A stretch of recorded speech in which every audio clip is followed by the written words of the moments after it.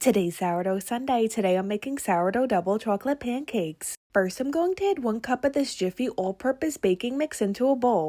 Next I'm going to add 2 tablespoons of cocoa powder. Next I'm going to add 1 egg. Next I'm going to add 1 tablespoon of vegetable oil. Then I'm going to add 3/4 of a cup of milk. Next I'm going to add 1/4 of a cup of sourdough starter.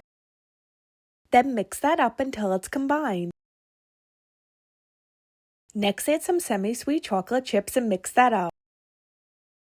Next I have a skillet with some melted butter on medium heat, and I'm going to add some scoops of the pancake batter into the pan and let them cook for a few minutes. After a few minutes I'm going to flip over the pancakes and let them cook on the other side. Once they're done I'm going to add them onto a plate and then continue making more pancakes. Once the pancakes were done I dusted them with some powdered sugar, and here's an up-close look.